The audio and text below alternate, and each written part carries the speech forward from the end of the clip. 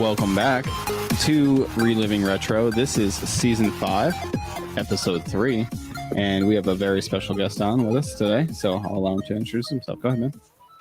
How you doing? I'm Will. My handle is Lost in the 80s and 90s, and essentially I just kind of got into collecting and keeping all my old stuff, and games are a bigger part of our childhood, so I have a lot of toys and everything, but really probably have more games than anything. So, Yeah. I guess I'd say that, started early, kept everything, and then never left a hobby, Yeah, Nice. that's awesome because most of the people that are in the hobby now made the mistake of getting rid of their games, or their parents had gotten rid of their games, or whatever the case it may have been. A lot of people fell victim to the GameStop trap of trading in your old games for the new games. No, I refuse to do that. I did one thing, and I've actually thought about making a video about this, but in 96, when Nintendo 64 came out,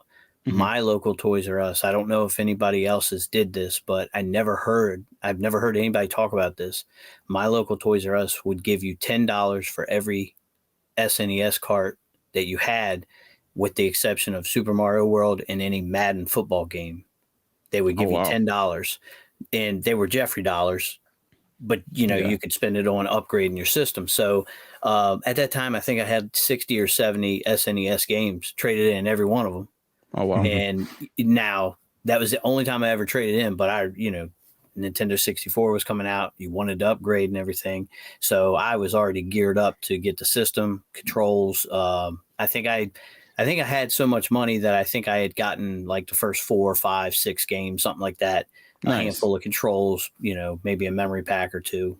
But that's really the only thing I ever got into trading in, because I mean, even if it's a game I don't care for, I've always kind of had like a passion for having more, like even there are games I know I'm not going to play, and I, as the collecting side of me, will buy them and keep them. And if it's really, really a game that I know I won't like, and it's a newer game, I probably won't open it unless somebody came over and they said, "Hey, I want to play that." Then I'd be like, "All right, no big deal." Fine, I guess we'll crack open the sealed Evo. Search for Eden. The sealed Barbie game, or SpongeBob or whatever.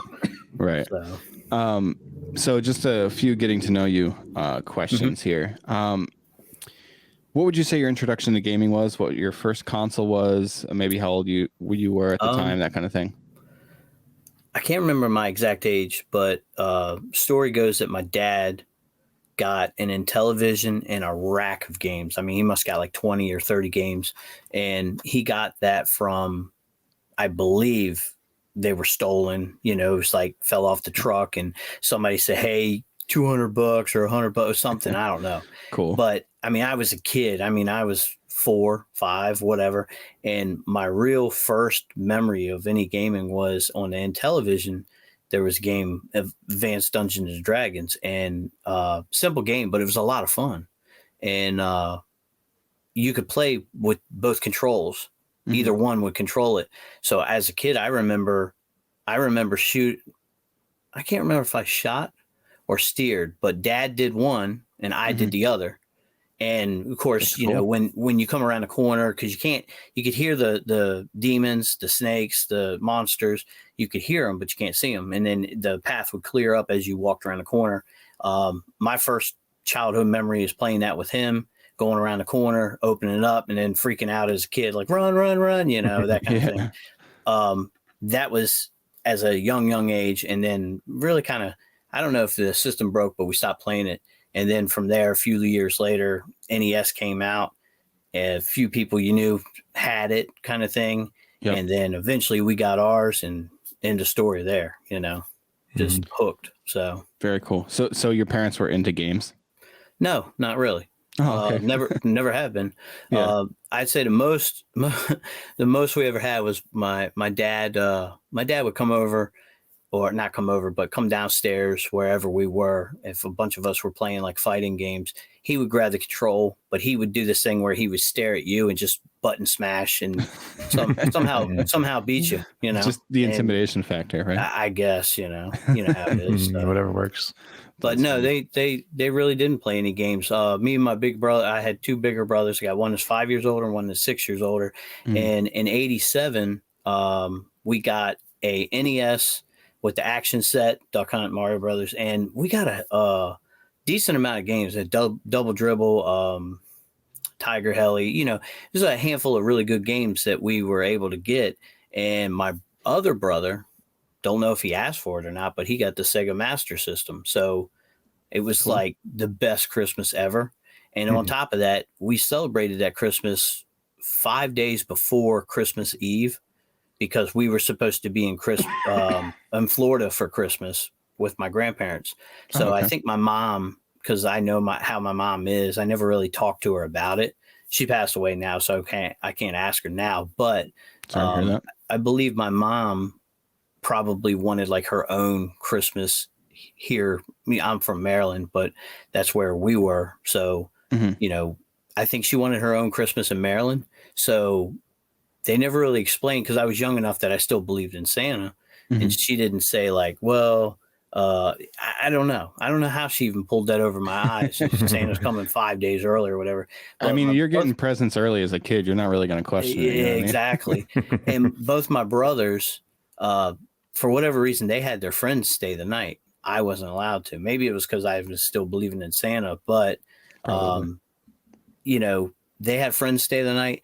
And through all the anxiousness, we woke up at 2:33 in the morning, tore open everything, and there we are at 3-4 in the morning playing games for the rest of the night. That's awesome. Heck of a time. It was ton of fun. So yeah, that's sick. What would you say your favorite types of games are to play? Like favorite genres? I kind of bounce around, but platforms mostly. Honestly, I just always had a lot more fun with platforms. I'm more of a relaxed, casual gamer. I never really kind of go all out and try to spend hours and hours and hours and hours. And at least back in the day, you had a goal to beat the game. Nowadays, games are so much more in depth. With your achievements and earning and all that, they've really tried to keep you nestled down in the chair playing. You know what I mean? Yeah, for sure. So, what games have you been playing lately? Not too much, actually. I have been playing a lot of retro games.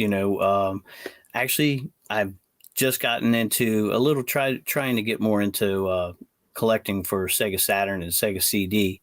So I've gotten a handful of Sega Saturn games that I've kind of just nestled with playing with, just a little bit. But mostly I've just been playing some older NES games, popping in here and there because I do work a lot. I have a part-time job and a full-time job. So I don't get too much. I don't get too much time to play. But when I do, I've kind of just put in something that can tide me over for a short time. Yeah, makes sense. Gotcha. As you grow older, I feel like those are more the games that kind of fit your schedule. You know what I mean? Like you were saying before, it's hard to sit down and want to put like 100 hours into the new like Zelda game or something. You want to, but but you can't. Yeah, exactly. So it's definitely tough, but I think that the game that we played this week kind of fits that area a little bit. Yeah, you can kind of jump in and play it for a little bit. I bought this game. I can't remember how long ago. I've had it for a while, and I still haven't played it until now. So after this, I was like, this is kind of cool because it gave me a shot at playing it, and I got to see what this was like. And I was like, yeah, that's a lot of fun. And it does fit exactly what you said. Like it's something you can put in. You're not necessarily gonna feel like you're just tied down for a while, but you could put it in and tide you over for an hour. Yeah, 100%. So we played General Chaos this week for the Sega Genesis. And if you're new here, we pick one game at random, invite a guest on, and then we rate it in 5 categories: story, gameplay, visuals, sound, and how well it aged. Just before we get into the game real quick, Yaiser, have you heard of this game or even played it or anything like that before this week? No, I'd never heard of it before. Yeah, I never heard of it either. I think our our good friend of the show, Gamer Aimer, I think she's the one that suggested it to put on our master list. And she's a local Maryland person too. I actually met her. Yeah, been to her game, and her collection is insane. Yeah, you two are right up there, I think, with some of the craziest game collections I've ever seen in my life. Well, but okay, most people kind of are overwhelmed with mine, and I look at mine and I don't feel like it's as much as it looks like it is. I think it displays better than it really is, if that makes sense. Not trying to downsize or belittle the collection, because it is big, but I don't think it's as big as most people think it is, in my opinion. But I was very impressed with hers, and I think I was so impressed with hers because she has so many more rare, harder to find, bigger items. I mean, and I tell you, I went to a game store that was minutes from her place. I think I do construction work, and I was up that way. And whenever I do work away, I'll kind of look around on my phone and see if there's game stores nearby or retro toy stores. Yep. Found one, found out it was there. Believe it or not, I had just met her. No, I'm sorry. She told me about the store, and then I actually happened to work up there because we had just met through that last summer, and I happened to be up there. So I messaged her and said I was going up there, and she said, "Hey, you want to come by and, check out the collection?" And I said, "Well, of course, So when I went there, I think I went down the stairs and I was just like in awe checking this out. And I think she spent probably at least a half hour running around turning things on, like games and signs and stuff, all over kiosks. And I'm just like, many kiosks. She's over here zinging around, and I'm just like checking this stuff out. And it was like she's got every Nintendo 64. She had stuff I've never seen, never heard of, and all this stuff. I mean, I usually know most of the stuff, and she's like, "Oh, that's the prototype for," and I'm like, okay, blown away, I couldn't believe it. Yeah, it's wild. I can imagine like walking into our game room would be a lot like walking into like a casino, like sensory overload with all the noise and lights and like just like it. As soon as you go in her house too, it's a regular house. Yeah, and you hit the basement door and open, and the whole walls all the way down the stairs are just posters, and they weren't even regular posters. They're like, well, this is the special release poster, and it was signed by, the actor from Mortal Kombat, It was crazy. Yeah, that's too funny. Yeah, it's like a different world when you open that door, I bet. Oh, yeah. It's pretty cool. Yeah, that's pretty awesome. But yeah, you two both have insane collections. I was actually going to ask you what you think probably your most rare or expensive, I guess, whatever you want to choose, item in your collection is. As far as if we were going for a game, I don't know what the most expensive is. I want to say it might just be Earthbound or Evo, because I don't know which ones cost more. Are they loose or complete? No, they're loose. Okay. I do have a few NES titles that are right around $400, but maybe a little more. If we're going as a whole item wise, it could be I have the Black Ops 2 refrigerator, the Juggernaut refrigerator. Oh, that's cool. And it's sealed. I bought it, never opened it. I just put it up on the shelf. I also have the Xbox 360, the R2D2 the special edition one. That's really cool. The C3PO controller. I had that sealed. I never opened it. I bought it, and I've never really checked around on pricing for it, so I don't know what it's worth. But I feel like that would be worth, a decent amount. It's hard to say. When you see, like, if you check video game price charting, you'll see maybe something says it's worth $600, but then you go online and start scouring through sites, and nobody wants to get rid of something less than $1,000 or something. So what is it really worth, Yeah, exactly. This one's showing up as new on price charting, says it's over 600 or so. Okay.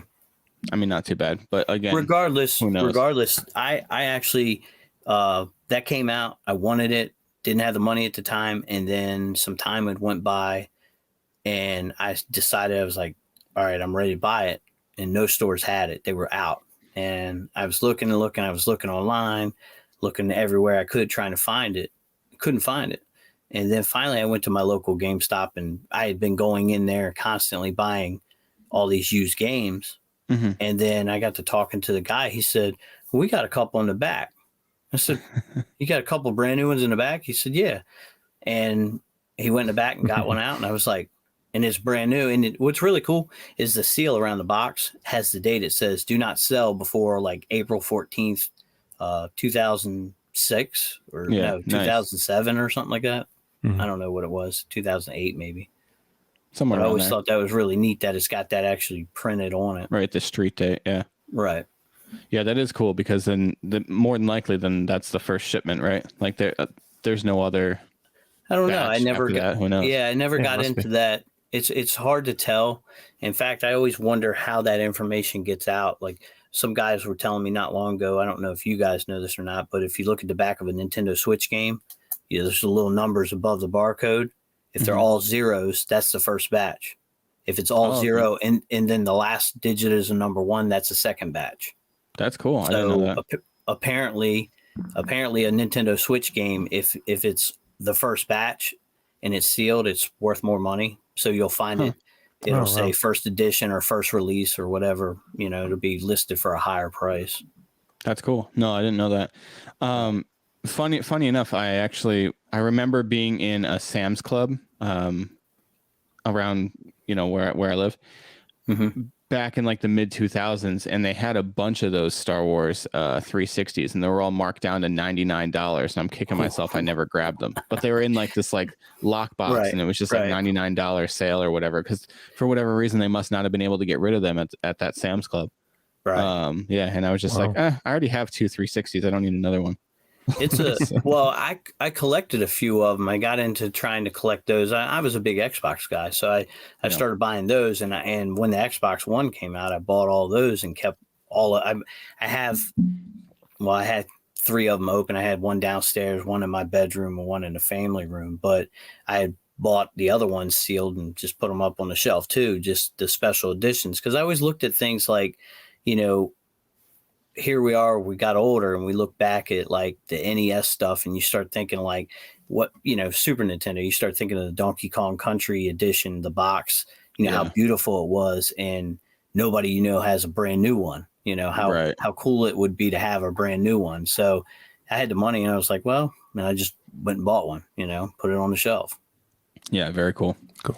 All right, let's get into General Chaos. And like we said, none of us had heard it before. Well, you had it, Will, but you'd never played it.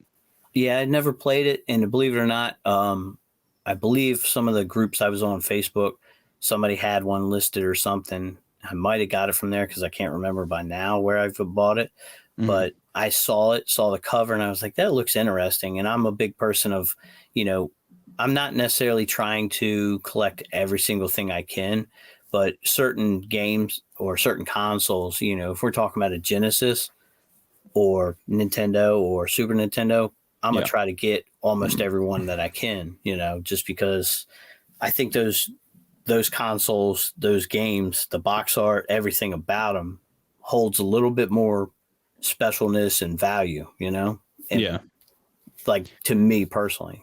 I mean, I agree. My favorite console of all time is the Super Nintendo. Same. So I just think I think it ages the best. Whatever it is about those graphics, they just age almost flawlessly. They have the best and the most replayability of anything that's older. I agree. Yeah. So we've done. I don't know how many exactly like episodes. I think this is 51, maybe episode 51 or something like that. Something Game like that. 51. And it's kind of crazy, but I think probably if I were to go back and kind of tally the scores and figure out an average per console, I'm willing to bet the Super Nintendo games probably average out the highest for all of our scores. Well, they had the highest market share at that time, and I feel like our generation. I mean, I was born in '79. What are you guys? We were both born in '89. Yeah, 89. Okay, yep. So Super Nintendo to you is what NES was to me as a kid. But the Mhm. only real difference is that jump from, back then when a new gen console came out, the jump was so drastic. Nowadays, when it comes out, it's better, but the graphics take 4, 5, 6 years before they get that much different that you ever go back and start looking at it and go like, wow, that really wasn't that good. Because you can pick up the first few games that came out on like Xbox 360 Mhm. and you're like, man, that's a little blotchy and rough. And then the Yeah. ones at the end of the cycle look so much better. But it was a slow, gradual change. Yeah, I agree. Whereas jumping from NES to SNES was like light Wild. years. Yeah. And then the same thing from, and everybody gives Nintendo 64 a lot of trash, but at the time, going from SNES to 64 was light years ahead. Oh, it was And, mind blowing at the time. Yeah. And at the time when we played it, nobody ever looked at and said, the Nintendo 64's graphics are nowhere near as good as the PlayStation 1 graphics. They were rivals. They were equal. I think that whole gen, a lot of people say that 64 is not as replayable as it should be. I think PlayStation 1 fits the same category. So does Saturn. Yep. So does Sega CD. I think they started to try to get so many polygons and all that, and I personally think it kind of blends in together, and the whole generation's tough to play, replay. Yeah. But you still try to suffer it and play it because it's your older favorite games. Yeah. For sure. There are some from that gen where I'm like, you know what, this ages actually really well for being like the first gen of 3D. And then there's some where I'm like, man, I know that this is the first try, but this is rough. Yeah. But it's kind of how it goes. I feel like every generation has those games that age terribly. So it's just that generation in particular, the first transition into 3D. But but anyway, so let's get into general chaos here. Let's start it off in story. Yaiser, you want to kick off story? Yeah, I can kick off story. So I downloaded the manual, like I tried to for all the games. I did. And idiot. Go ahead. it was pretty cool the way they lay out the story in the manual. It's like what did I say? It was like 14 pages of like comic book style like storytelling. I have the manual, so it's about that. Yeah, I thought it was pretty cool. I think they did a shit job of telling you the story in game, but that's what most of these games are. I agree. But it was funny. The art was cool. I gave it a 3.5 for story. Cool. That's a lot higher than I went because this is what, game 51, and I should have known, like, we don't have a lot of these games physically, right? So we emulate them or however else we need to play them. And so normally I would like to download the manual and like look it over and stuff like that. And I just didn't even think of it because when I played through the game, I'm like, there can't be much of a story behind this. You know what I mean? I just assumed it was just, okay, this is war.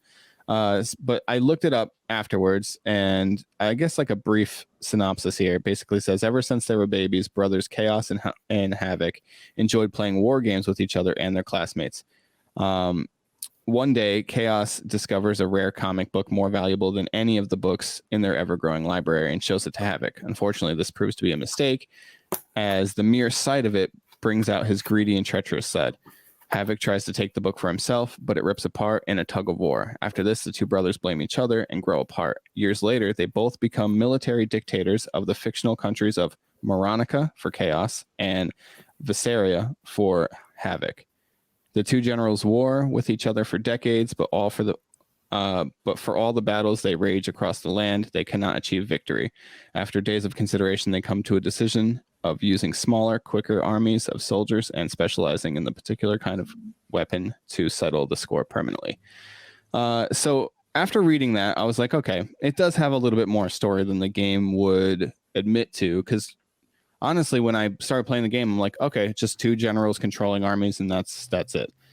So I had originally ended up with a 1.5. I did bump it up to a 2 because I don't think it did a great job of telling the story in game, which I feel like is kind of, that's what we're judging, right? We're not judging the manual, we're judging the game. Yeah, I guess. That's true. Didn't think about that, but that's true. But it is cool that they did include that comic. You gave Super Mario World 5 stars for story, but that's true because I'm biased and it's my favorite game of all time. Well, I was going to mention, Yaiser, you're a Sega guy, aren't you? No, I actually never had a Sega growing up. Oh, okay. I thought you were. He played the Sega version of Shadowrun. Mm-hmm. So if you watch that episode, then yeah, I watched that episode, and that's what led me to believe it. Because maybe it was just I'm remembering that you thought that game was a lot better than you did, or vice versa. I can't remember scoring wise. It was interesting because me and Yaiser actually landed right around the same. I landed at a 3.15 and he landed at a 3.1. Our guests, however, they were bickering like crazy over whose was better. And me and Yaiser were kind of just like, it just kind of seemed all right. For both of them. That was an interesting game though. If you ever get a chance to try out Shadowrun. I don't have Genesis. I have SNES. So yeah. I mean, give it a shot. It's the point and click version. Yeah, it's a good game. Yeah, portion of it is a little tricky, but it's interesting. But I landed at 2 here for a story for General Chaos, just because, like I said, I think the game did a pretty poor job of explaining the story. Mm-hmm. However, I did give it extra points because of the story in the manual with the comic book and stuff like that. That's always cool. You never see that added anymore in games. There's never manuals, let alone anything extra added to games. So it's cool to see that kind of stuff thrown in there. What did you land at, Will? Believe it or not, I landed at 2. And the reason is that, like you said, it kind of struggled to tell the story in the game. Yeah. And I actually, since I have the game, I pulled it out and read it. And I only scored it as a 2 because I thought the story didn't make sense. I like what they did. I don't like how they executed it. And I thought, so 2 brothers that just love military all of a sudden are angry at each other. And it shows them, they find, Chaos finds this book, and then Havoc sees it, and then they fight over it and rip it apart. And then they just go to war with each other. And I thought, like, couldn't you make these guys like adversaries that knew each other and one went AWOL or something? I just thought that was a little silly, but that's kind of why I went with it. To me, it didn't make any sense. So I scored it a 2 in that level, Well, I got to tell you, even like until I just read this on the internet here, I had no idea that they were brothers. You couldn't tell by looking at the game that they were brothers. Yeah, exactly. I don't know if you guys are familiar with like Dragon Ball Super or not, but General Havoc looked like Beerus with a mustache, and so I kind of couldn't get past that at all. It's just like, I don't know. It looked really, really funny to me, and I was like, these guys can't be brothers. After I read that, I was like, that's wild. But anyway, I think that's pretty fair though, all around for story, considering it doesn't really do a good job telling it in the game. I think we could have killed it a lot worse than we did. I got the manual here. Mm-hmm. That's some of the comic right there. Now it's black and white, but it's still, it's still pretty cool. Did I hold that right when I held it up? I might have not had it. I think we saw that. I'm sorry. Okay. We saw like the top half of it or so. Yeah. Okay. Yeah. That's cool though. So the comic is in the booklet itself. It's not actually like a separate booklet. Yeah, it's part of the manual. That's cool. It would be a little cooler if it was a separate comic, but it's still part of the manual. So it would definitely make the game complete in box way more valuable if it was a separate comic. Right. Sure. Yeah. Exactly. Yeah. Trying to hunt one of those things down probably would be. It was neat that they used to do things like that, and getting into collecting. I have seen some of the games that have been like that, like Doom Troopers for SNES. Mm-hmm. I think they've got cards that came with their games. Yeah, I was just going to say some sports games would come with like a card or something like that. I think every single Yu-Gi-Oh game that ever came out came with cards. Do you remember like on Nintendo? Do you remember on Nintendo 64 they had that like card that actually showed you how to play the game? It was just front and back. It showed you what the controls were.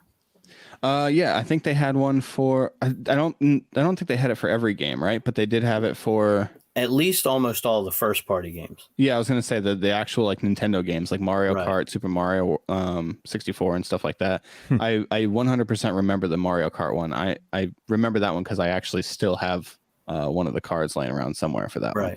So I know that exists for sure. All right, let's move over to gameplay. Will, why don't you take it off first here? For gameplay, I got a 4-star. Cool. I really thought gameplay was a lot of fun, overall. Yep. And I think one of the highlights was the one-on-one fight. I thought that was really cool. Kind of took you back to the older games like Blades of Steel on NES when you would get in the fist fights. I thought that was really neat aspect of the game to add into that. But it's just, strategy type of game. So I thought it was cool, Yeah, definitely. I think that there's certain parts of the game where I really, really enjoyed it. And then there's other parts of the game that I'm like, man, this hinders my experience so much. Right. But there are, I'll say, I landed at a 3.5 with my rating for it, which is, I still think that's a pretty respectable score. But I would say that my biggest gripes with the game are probably, number one, it kind of just throws you in there. And there is a tutorial, but the tutorial doesn't really do a good job of like really preparing you for the game. Yeah, not the best.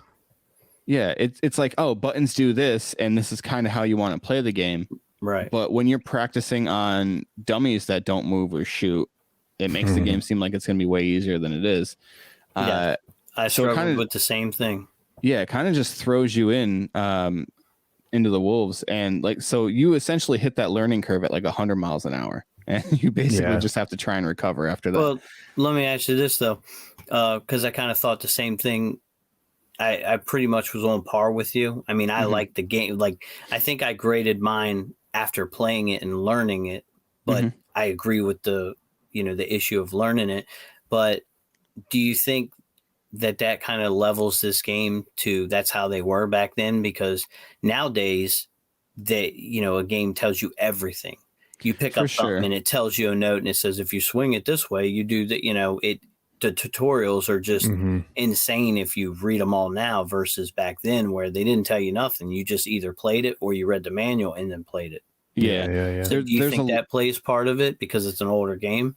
Because you got to think all three of us never played this game. So we didn't grow up playing it like back then. Right. Which those are kind of my favorite games to go back and play, like the ones that I've never played before, because I'm like, okay, cool. Like fresh set of eyes on this game.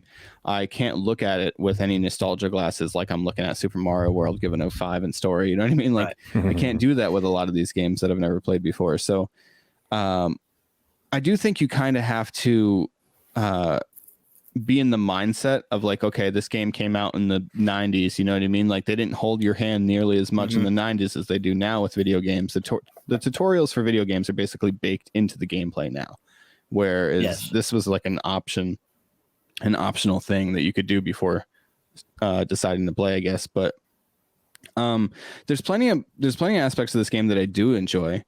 I think all the different, like, I guess like air quotes loadouts you can choose for your army, because there's a bunch of different types of guys, right? There's like and I don't remember all the specific names. Grenader, like, bazooka guy, TNT guy, gunner. Yeah. My favorite guy was Chucker. That's right. Chucker was right. I love Chucker. That dude just threw grenades and he was awesome. He was cool. But yeah, essentially what you want to do is you want to try and position these guys around the battlefield in the best, like most strategic position, and then you just want to kind of fire on everybody else. And I found kind of like the easiest way to win for me. And I didn't beat the game. I don't know if you guys did or not, but I didn't beat the game. Yeah. No, I got beat up. Yeah, exactly. I played for about an hour and a half, and the furthest I got was one battle away from fighting in their territory, I guess, whatever you want to call it. Yeah. But I think probably I found the one way where, like, if there's water in the level, I just tried to run away from them to make them get into the water, and then as soon as they would get into the water, I was just firing squad into the water. You're cheesing them, huh? Yeah, that seemed to be the best way for me to win this game. I did have a good time playing it. It's one of those games that I felt like it looks way worse than it actually plays. Right. Because it's very overwhelming, I think, when you first start playing, because you're just like, okay, cool, I'm gonna have time to set these guys up. No, you don't have any time at all. No, it throws you right in, and no explanation. I mean, you hit the head of the nail right there, you know. Yeah, you're right in, and it's tough. You're gonna forget the buttons the first few times you play. I forgot them several times. It took me a while, and I don't remember how much I played. I want to say I played 3 hours or 4, something like that. I just put it in and just played, and you know, I struggled with it at first and started to win, and I got beat up pretty bad, but I enjoyed it, you know. Yeah, no, it's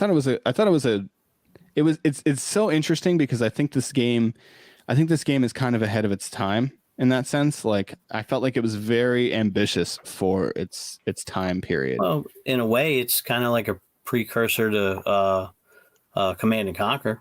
Yeah, it reminded me of scale, like, you know. Yeah, for sure. It reminded me a little bit of like Age of Empires too. Right.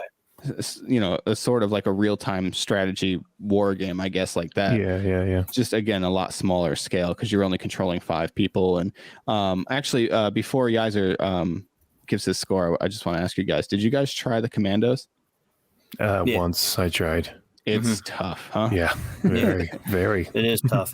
It felt like I was like, oh, if I can control this dude better, I can just run up, gun that guy down, run away, gun this guy down. Right. And then you have the other guy that's just dying because he's getting destroyed by the other 3 people. It's like, okay, now it's just me left, and now I'm dead.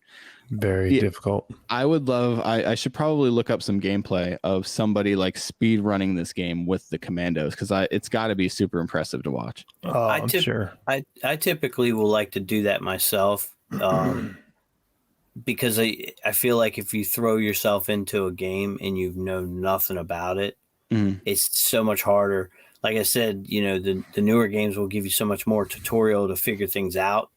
But if you go back to some of these older games, you know, like once our older generation, once we die off, the younger generation, if they do have access to our games and they want to play them, they'll never know what to do with some of these older games. They won't, you know. Not unless they go to they're YouTube. Tough, you know. Yeah. I mean, like the first Zelda, you know, knowing where to bomb for a cave or something, you know. Like, who's going to know that without a video or a manual or whatever? And yes, we figured that stuff out with, you know, some books, some tips, Nintendo and then schoolyards and all that. But if you've never played that game, you'll never know.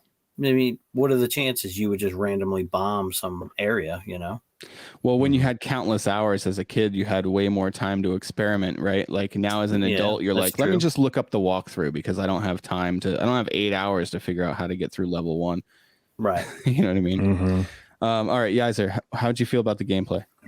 Gameplay, I thought, so at first, I did not have a good time playing. I just got absolutely wrecked. And then I went back after I read about it, and I realized that there was a tutorial. I went back, I did the tutorial, and I played it again, and I actually beat Havoc one time, which, I mean, was pretty. I don't think that's beating the game, because it immediately throws you back into another war.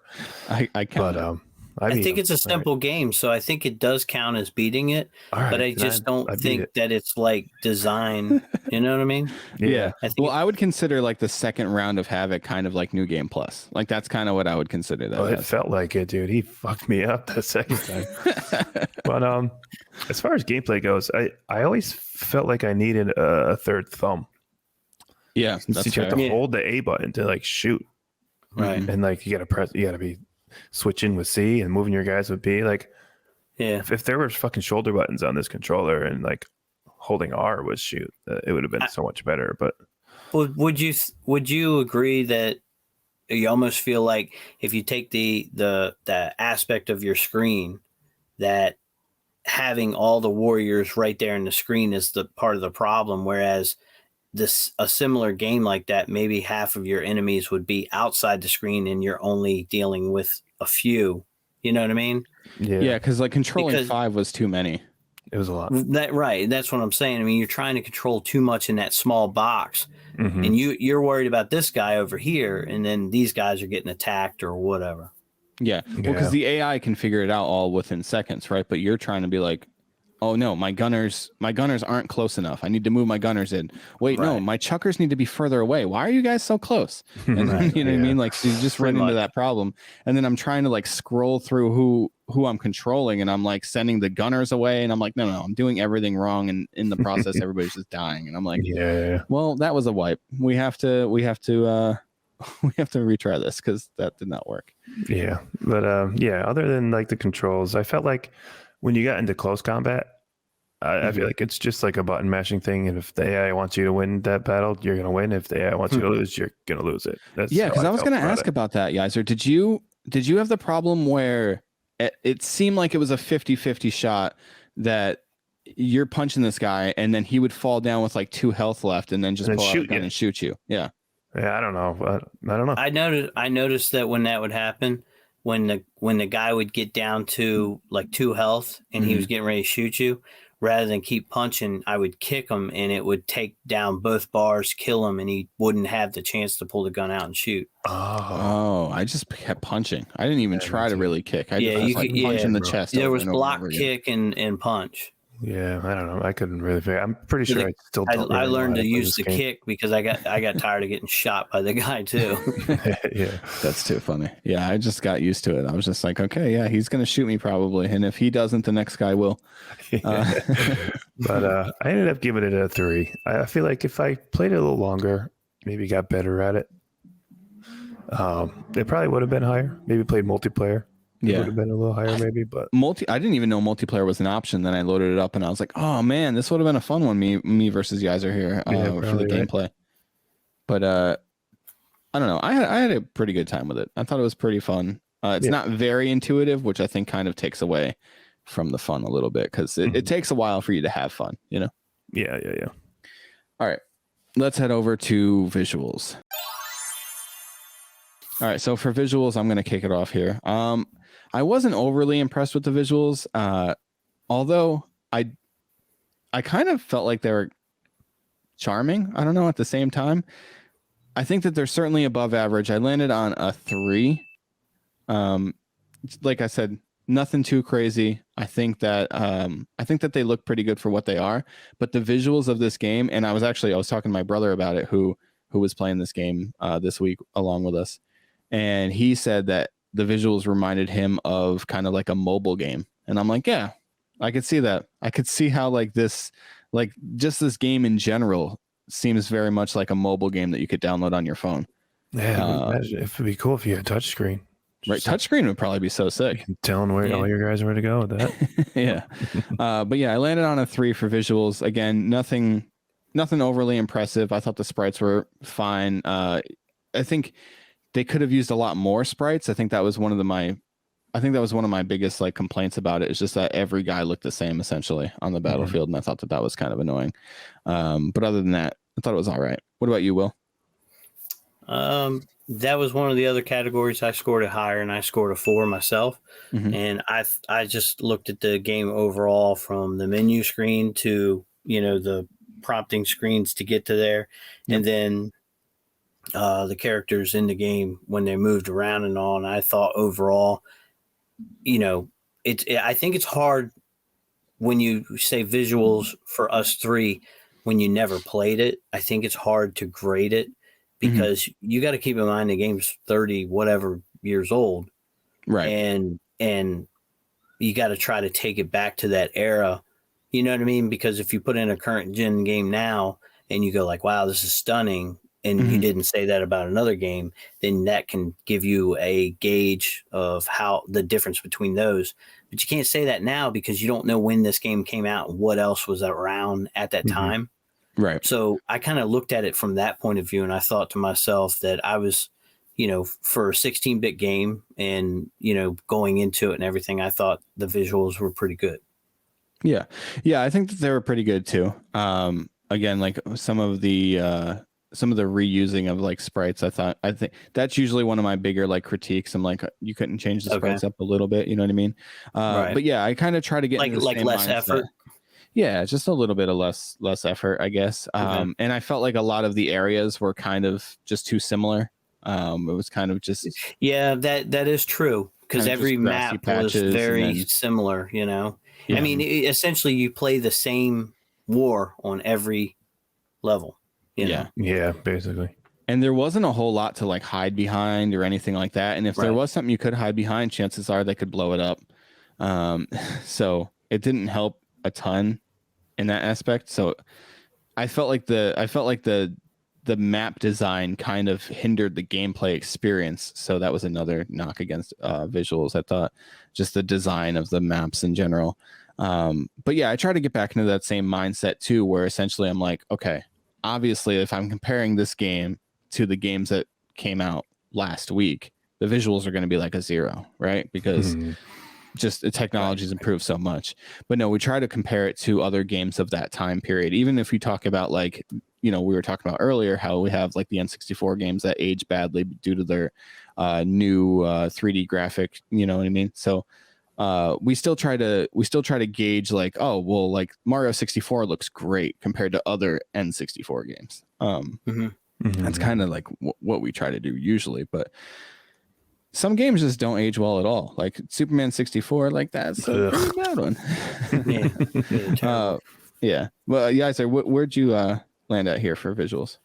I'm at a 3 also. I thought it was, I think the word you used, charming. I think that's a good word for it. I thought like the squad selection screen, like the pictures of the guys. Yeah.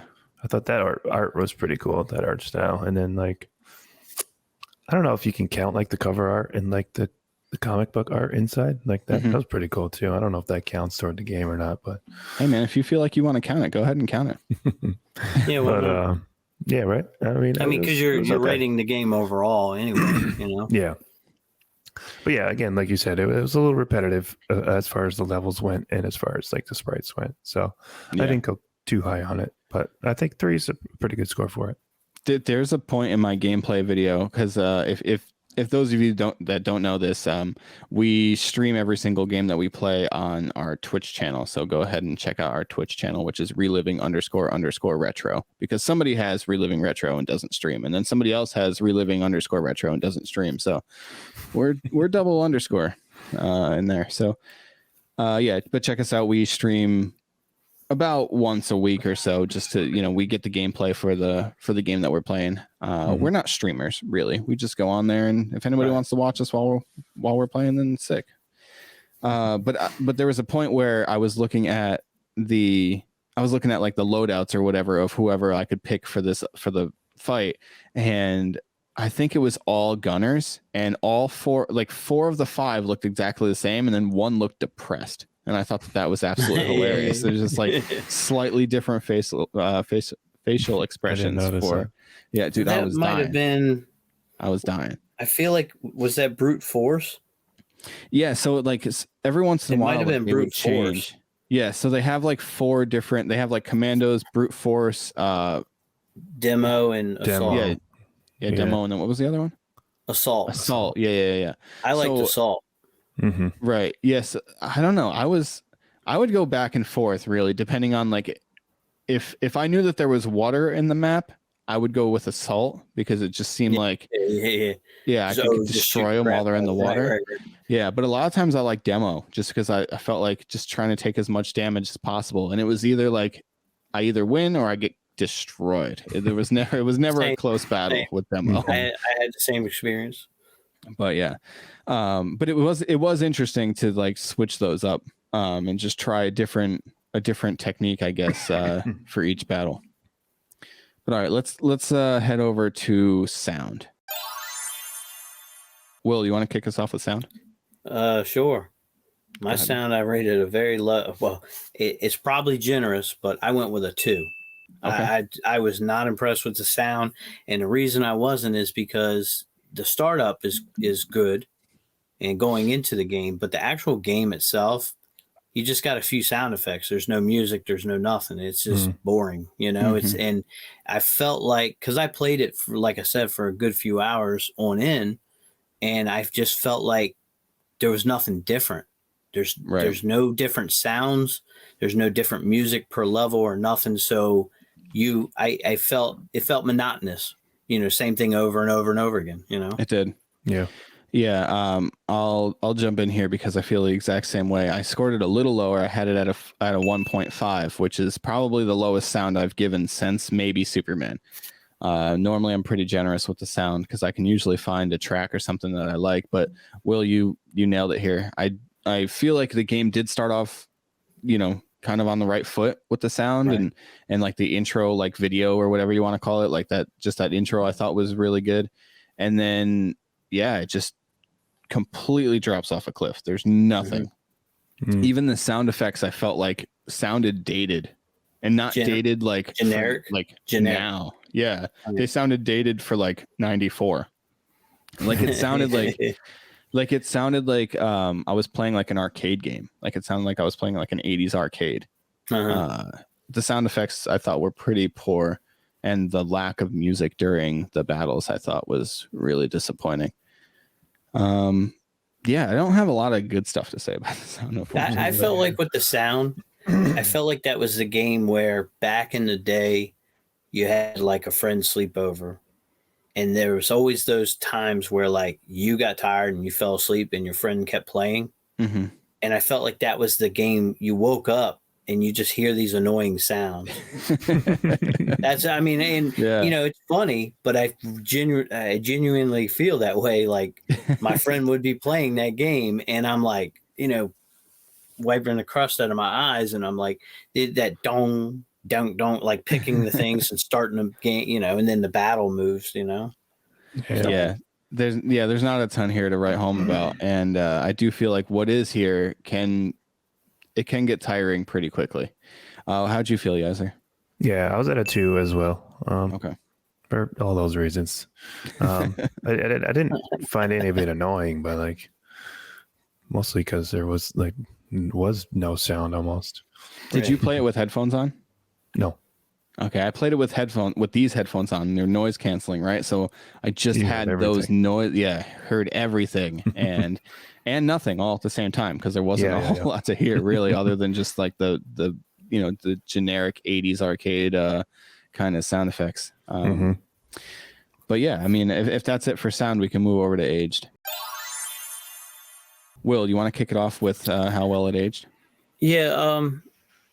This one I scored high, and I probably shouldn't have, honestly, because I debated on this, and I was going between a 3.5 and a 4, and I picked a 4.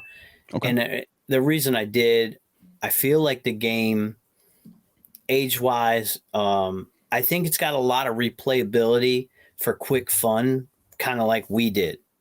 Yeah. And prior to this, I actually had the game, but I had made videos, and I don't know how many videos you've seen of mine, but there for a while, people were like, "Hey, do you have this game?" And I do like Wheel of Fortune, sliding down and find a game and pull it out and be like, "Got it right here," Then people were like, "Hey, do some gameplay and stuff." Well, I had people, what felt like a lot of people, asking if I had this game, and I did. But I had never played it yet, so I never did like a gameplay. I may have made a video. I can't remember, honestly, if I just responded to people and said I had it or not. But I felt like this, from what I picked up from that this game is a beloved game from our youth that a lot of people did have and like. Mm-hmm. Like I feel like it's up there. But now after playing it, I'm kind of questioning why.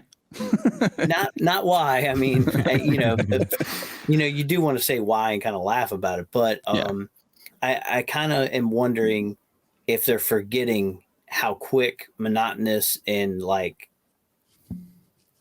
not much substance, Yeah, I think that's a really good way to put it. There isn't a ton of substance in this game. I mean, it's just a quick game overall. So I look at it like it's a great game to do what we just did and have a little fun. Once you learn it, you pop it in, play it for a half hour to an hour, but that's it. It's not Metal Gear trying to get through all the stages, Right. Mm-hmm. Yeah, I think that's really fair. And I actually, it's sort of like a, people may be looking at this game with, their nostalgia glasses on. And it's funny because we just come off last week, we did Twisted Metal, and we felt that way a lot about Twisted Metal, where we were like, wow, I can't wait to go back to play Twisted Metal. And then we start playing it. We're like, it's tough. This game does not hold up. This is not what I remember playing. Exactly. And that's why that's that argument. People they hate the Nintendo 64 and they love the PlayStation. I'm like, have you, they're like Twisted Metal, this, that. And I'm like, have you played that recently? I mean, the whole generation is tough. Yeah. You feel like you're wearing like glasses that are foggy trying to play these games. And nothing makes sense, It's tough for sure. Yaiser, how'd you feel about how well it aged? I wasn't quite as generous. I got it all the way down at a 2. Okay. And I see that. I can agree. Even though I graded it higher, I agree. Yeah. It felt just because mostly because I think of the restrictions with the controls there. I just felt like I needed more thumbs to play. Yeah, I don't think you're wrong there. I landed at a 2.5, a little bit higher than Yaiser. I think gameplay wise, I was actually pretty impressed with what they were able to pull off. Because the gameplay works. Is it intuitive? Not really. Is it gonna? The learning curve for me is probably like 3 to 4 hours, probably, to really feel like you're getting used to the game. Like I said, I played it for like an hour and a half, 2 hours, and I was just like, I have a long way to go. You know what I mean? Like I put up like, I think I maybe won like 6 battles or something like that in those like 2 hours, and I was really happy about that, honestly, because this game is really tough. Like I said, they kind of throw you right into the wolves there. This game ages poorly for me because of the sound. It sounds like an old game. Like I said, it sounds like an 80s arcade game. It sounds ancient. Visually, visuals don't bother me, actually. I think visually it's fine. But the controls, the sound, and I guess just the type of game it is in general, and the fact that there isn't much more to do kind of ages it. It's really just the one tug of war thing that you kind of got going on with General Havoc there. And other than that, it's like, I guess when you beat them, you go to New Game Plus. Can I change my score? For sure. No, you can change it if you want to. No, I think that my score is only higher because I keep thinking of it's a quick game you can throw in and play, which is certainly a positive. But I really agree with both of you. Yeah. All right. So as far as overalls go, Will, you came in at the highest at a 3.2. Yaiser's in the middle at a 2.7, and I'm the lowest at a 2.5. I'm normally not the lowest. I feel bad. No, it's usually me. No, you're usually in the basement, buddy, saying all these games suck. Usually. No, overall we're at a 2.8. Keep in mind this is out of 5, right? So 2.5, I guess, would be considered average. I still do think it's a good game. I mean, I had fun playing it. I wasn't miserable. We've certainly had games that have made me miserable and that I couldn't play for longer than an hour. So, have you guys, out of interest, have you guys done a game like this? I mean, where y'all have played it and then you went back and replayed it again? Yeah, a couple times. Yeah, I would say. Have you found that your scores typically on a game like this might get higher because you get more time into it? So I'll let Yaiser speak to this a little bit, but I just kind of want to tee you up for Wild Guns, Yaiser. I think if you went back and rescored Wild Guns, I think good. I think it would have been way higher. Yeah, for sure. Good. So we started off playing Super Mario Brothers. That was our first episode. Felt like that was a good one to kick it off with. And then we randomized out of a list that we had essentially just made up at that point, because at only episode 2, we didn't have a ton of people just sending in games for us to review. But we got Wild Guns, and none of us had ever played that game before. And I was like, wow, this game is insanely hard. I don't know if I'm going to like it. And then throughout the week, kept playing it. Wild Guns right now, over a year later, is still a game that I'll fire up. And Wild Guns is classic. Very, very good. So it's a big one on my list that I want. Yeah. Fun yeah. It's still in Yaiser's top 5 of all the games we've played so far. Mm-hmm. So yeah, we've definitely had games where none of us have played it before, but then like the more and more we go back and play it, we're like, yeah, this is very good. Yeah, Yaiser, I think if you went back and played that, I think it would definitely be in the 4-star range. Oh, for sure. Yeah. And even if I, like you're saying, if I put more hours into this game and got a little better at it, the score would definitely be a little higher. Right. The whole thing is though, like how much can we enjoy this game in a week, right? Because it's kind of like the whole premise of the show is essentially like, let's go back and relive these retro games in about the same amount of time span that we would have to rent it. You know what I mean? So it's kind of the same idea of like I was just thinking like how good a game this would be renting it. It's either going to be a 10 for you or a 0 because you're either going to get really bored really quick or you're going to play it and get pretty good at it and really like it, you know. It really depends on your personality. How determined are you to conquer the game? You know what I mean? Right. Yeah, right. Well, I mean, if you rent it for a day is a good time to have that type of game to play, you know. Yeah. Being so quick. But all right, so let's go around the table here. Yaiser, would you recommend that anybody relives this game? Sure. Okay. If like you're on a quest to like play a bunch of games, why not? I'm surprised. But it's not like it's not a must. Say no. As far as like a must play, definitely not a must play. But like if you're looking for something fun, and it seems like what we said might be something you'd want to try out, why not? Okay. What about you, Will? Would you recommend that somebody relives this game? I would say yes, and I say it basically kind of like Yaiser said. I think the fun is the bigger decider in this. Looking at a game, most of your games now, you don't have just fun games. You got very intricate games that are elaborate. Right. So we've lost. I mean, it gets back to this is similar to a mobile phone game, which are fun. It's something to tide your time over with, Yeah, you kill time with it while waiting for the doctor's appointment to start or something like that. You know what I mean? Like when you're in the waiting room and you're just on your phone for 35 minutes because that's how long it takes to get in there. And I'd see myself playing this if I was doing something like that. Yeah, for sure. For sure. I mean, Yaiser, you played this on your phone, right? So it wasn't too bad, right? Yeah, no, not at all. You played it on your phone? That's cool. I played most of these games on my phone, yeah. Oh, really? With like a Bluetooth controller or what? I got actually a Razer Kishi. It plugs into my phone and it mates it like kind of like a Switch would be. That's cool. Yeah, it does. I have the same thing and it feels like a little Switch. Like that's exactly how it feels. I don't think anybody has to go back and play it. Honestly, I think if you're huge into Genesis and this just happens to be a title that has somehow escaped you, I think you can let it go. I don't think it needs to. I don't think you need to hunt it down or anything like that. However, I don't know. I feel weird, like I'm being too harsh on it or something like that because I did have fun with it. I just wouldn't say it's a must play by any means. Yeah, I think I wanted to like it more than I did like it. I feel like I might be more nostalgic than you guys, maybe. I mean, obviously with my handle being lost in the 80s and 90s, but and maybe it helps that I have the the box and everything, but it's like a complete package. You know what I mean? Yeah, for sure. And maybe I don't know how many systems you guys got, but maybe one of the games y'all should do something like that and see if it feels different in that aspect. Well, I will say there are certain games where I've gone back and played them and I'm like, okay. Again, though, I just feel like for me, it always comes down to the Super Nintendo.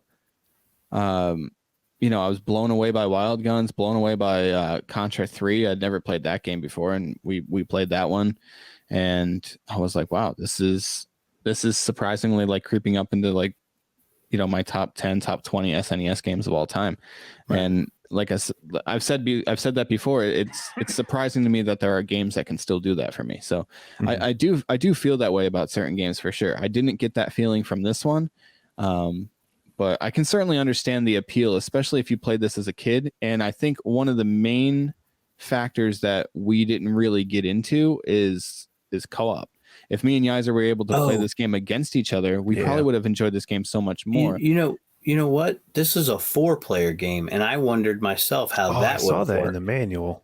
Yeah, it's a 4-player game, and I got to thinking, I wonder how much fun that could have been with 4 people back then. You know, that would be interesting. Yeah, I didn't. There's a multi-tap for the Genesis. That was something I wasn't even aware of. It was made by EA Sports. Yeah, I got the ad for it right here in the manual. It's in the manual. Because it's not the manual, but one of those separate peripherals. Oh, nice. Oh, there it is. There you go. Nice. That's pretty crazy. Yeah, I personally don't have it yet, but the back of the box actually states that it's 4-player, and I had gotten to reading about that, and I started thinking to myself, it's either going to be a ton of fun with 4 people, or you're going to hate it, or you're just going to hate it, based off of what we played, Mm-hmm. Right. More often than not, I would say like the co-op addition to a game usually helps it score. For example, we did NFL Blitz. It ended up being one of the funnest games we played on that season. And I gotta think like we wouldn't have had that much fun if we played just the regular season mode single player. You know what I mean? No way. Mm-hmm. Just playing it against each other and yelling at each other, stuff like that throughout the video. Like that made for a really good time. Yeah, it was good. But overall, I think General Chaos is pretty good. If you're into like tactical games and war games and stuff like that, definitely give it a shot. But if you're just a casual gamer, I think this is probably too much to try and learn and have fun with. If you're just going to try and pick it up for an hour, if you only have an hour to play it, I don't think you're going to have fun in that hour unless you're already good at it, if that makes any sense. Yep. Agreed. Mm-hmm. All right. Now's the time of the show where we randomize what game we're playing next. And then after we do that, we'll ask Will for a suggestion for on which retro game we can add to our master list. So I'm going to hit that what's it called? Randomizer. Randomizer? Whatever, dude. I'm going to hit it. Spin it.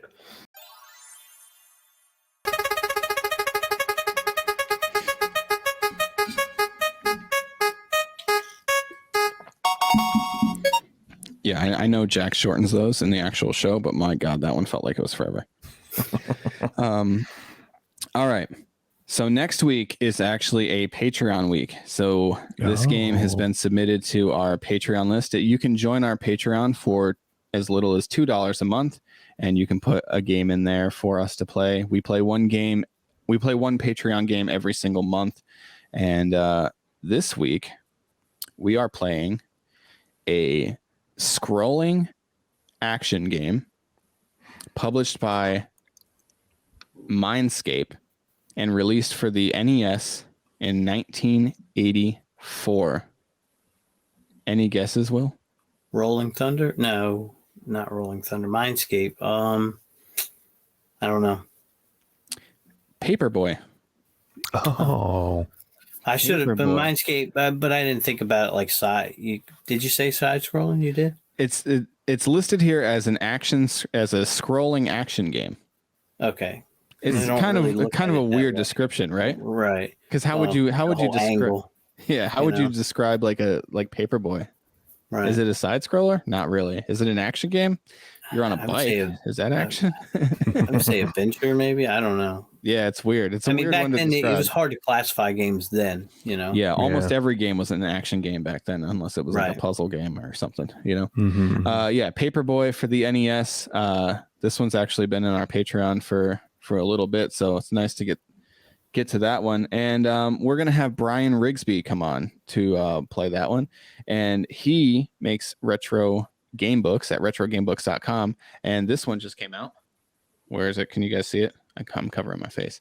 NES achievements. So much like modern games today, right, have achievements in video games. So like, let's put them in retro games. So that's what he did. And actually, Paperboy is in here.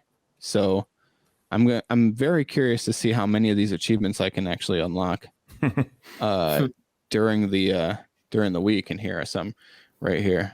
Oh wow. Yeah, like score 50,000 points, throw a paper into a mailbox, crash into a breakdance cool. There. Yeah. So you can pick up NES achievements over on retrogamebooks.com. That's really cool. Yeah, it's pretty awesome. There's a ton of games in there. So it'll be a lot of fun to talk to him about Paperboy, about his new book that just came out. So feel free to check us out next week. But before we go, Will, do you have a retro game that you would like us to add to our master list? We just a heads up, we consider anything before the Wii, PS3, and Xbox 360 generation as retro, basically pre-HD. I know the Wii isn't HD, but whatever. Well, I guess if I had a thought, knowing this, I probably would have looked up, try to find something fun in my opinion. But offhand, I'm gonna go with Uni Racers for SNES. Nice. Okay. I have never played that game. I have heard that it's but I have heard that it's one of like the most underrated like racing games, especially for that generation. Have you played it, Yaiser? No. It's like you're on like unicycles, right? Yes, and you are a unicycle. So okay. It's a lot of fun. The colors and the graphics. I personally think it's a great game, but the story on the game was that it was made and it got halted after a while because of Pixar, I think. Mm-hmm. Pixar had the rights or whatever, copyright to a Uniracer or a Unibike or something like that. I don't remember the exact story. And Gotcha. they ended up taking Nintendo to court and having them stop making a game. That's crazy. Wow. So something you can probably look up and talk about if you do end up doing one, you can look that up, For sure. Cool. That's going to be a fun one to add. Is it multiplayer? Yes, 2-player. Cool. Sweet. Yeah, computer or second player. Very nice. Nice. All right. So Will, thank you very much for coming on. Why don't you tell the people where they can find you one last time? TikTok and Instagram. I really haven't branched out to anything else yet. So lost in the 80s and 90s, underscore between each, word. Cool. Very cool. Definitely go check them out on TikTok.